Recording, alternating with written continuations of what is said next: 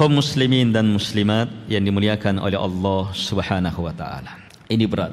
Siapa yang mampu merasakan beratnya, berarti ilmu dia tentang keikhlasan, tauhid, syirik lumayan.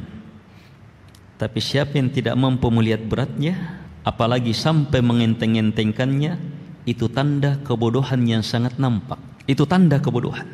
Sebagaimana siapa yang mampu merasakan takut terhadap lawan keikhlasan, syirik, riya, sum'ah, sehebat-hebatnya, itu tanda keikhlasan. Tapi siapa yang justru merasa aman, itu tanda bencana. Dan ini sangat masuk akal.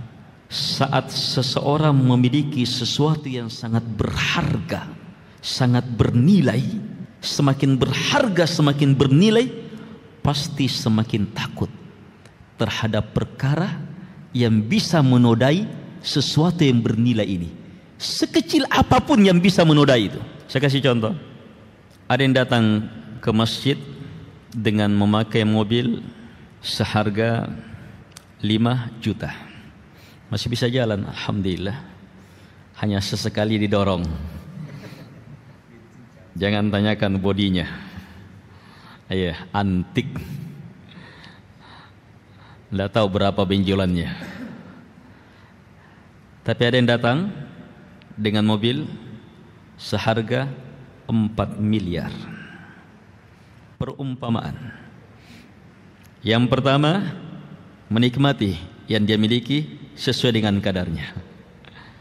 Yang kedua, menikmati yang dia miliki sesuai dengan kadarnya. 4 miliar. Lihat nilainya sangat berbeda. Sangat berbeda. Diparkir di tempat yang sama. Keduanya masuk ke dalam masjid mendengarkan ceramah. Hanya sesekali keduanya melihat ke mobilnya. Saat itu anak-anak bermain lempar-lemparan. Lempar-lemparan batu. Di dekat dua mobil ini. Melempar. Kira-kira dari dua pemilik mobil ini yang mana yang takut? Yang mana yang khawatir? Pemilik mobil 5 juta, santai dia. Lempar saja, semakin antik. Pemilik mobil yang sangat mahal, sangat bernilai, sangat takut. Itu fitrah manusia. Kalau memiliki sesuatu yang sangat berharga, pasti memiliki takut yang bisa merusaknya.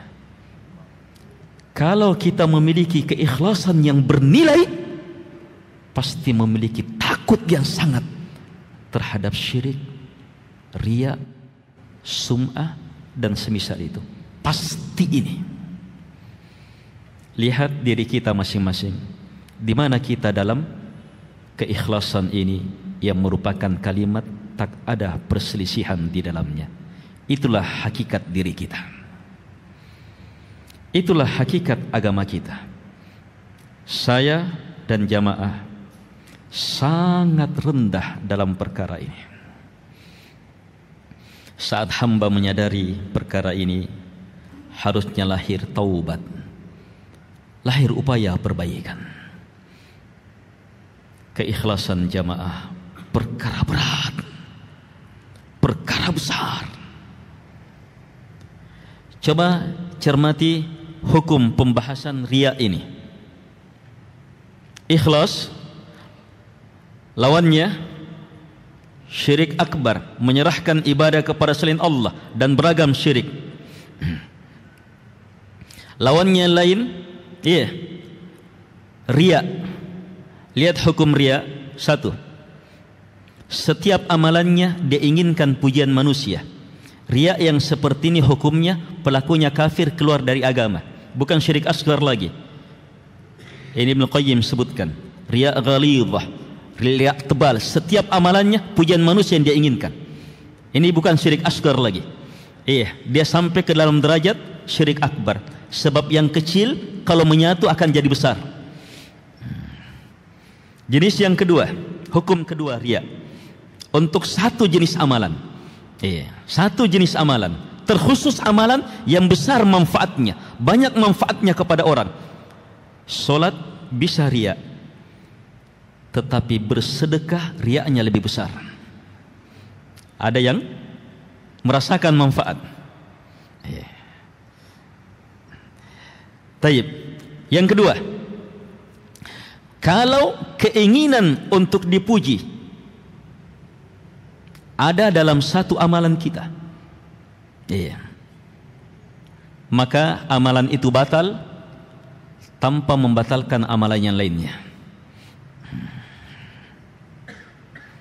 Yang ketiga, dia inginkan pujian manusia bersamaan dengan pujiannya Allah, menyatu. Ada dua-duanya. Tapi di awal amalan, saat dia ingin bersedekah, saat ingin dia sholat, saat ingin dia membangun masjid, saat ingin memberi makan, saat ingin berceramah, saat ingin menuntut ilmu, saat melakukan amalan, dia ingin pujian Allah, tapi ada juga pujian manusia. Maka ini sama dengan sebelumnya, batal amalannya. Asal niat haram seharam-haramnya tercampuri dengan keinginan selain Allah. Ini tidak ada perselisihan di dalamnya.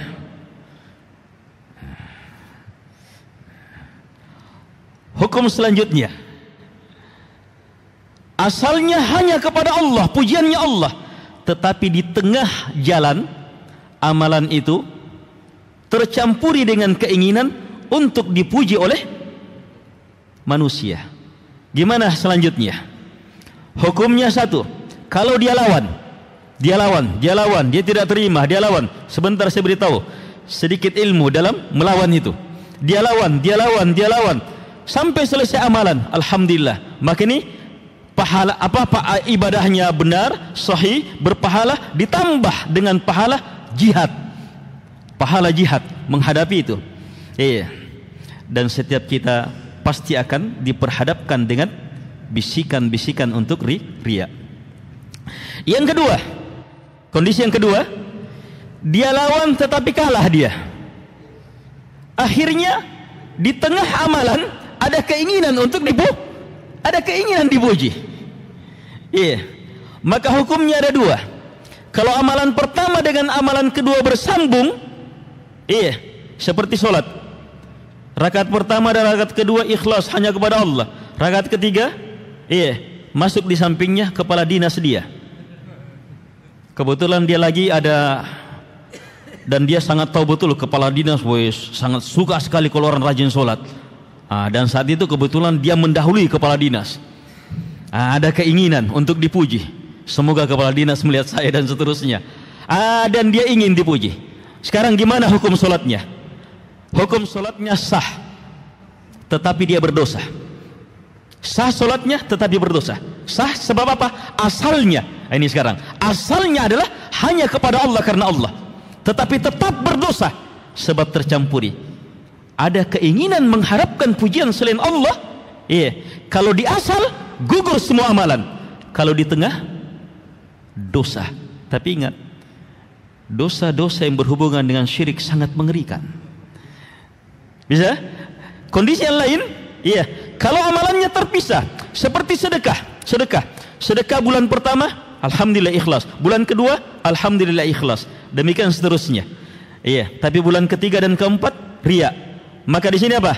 Ketiga dan keempat saja yang batal. Yang terakhir, ini yang saya ingin ingatkan. Lihat hukum yang terakhir. Amalannya telah selesai. Amalan baiknya telah selesai. Kemudian dipuji sama orang. Sebab amalan baik wajar ketika dipuji oleh orang baik. Dan pujian itu sampai kepada dia. Ketika sampai kepada dia, dia bahagia, dia senang. Apakah ini riya? Bukan riya. Perhatikan, bukan riya. Itu yang dimaksudkan oleh Nabi, tilkal ajilah busyral mu'min. Itu adalah kabar gembira, pemberitaan untuk orang beriman bahwa amalan baik. Tapi yang jadi masalah adalah amalan selanjutnya. Sebab kita sudah merasakan enaknya dipuji. Saat mau mengulang amalan itu, bisa tidak ada pujian, bisa tidak ada keinginan untuk dipuji. Sementara kita sudah rasakan berat. Itu ikhlas. Mengulang amalan untuk ikhlas itu berat. Apalagi mau bertahan, apalagi mau sampai malakul maut datang menjemput. Karena itu upaya untuk ikhlas harus diiringi dengan minta kepada Allah supaya bisa terus ikhlas.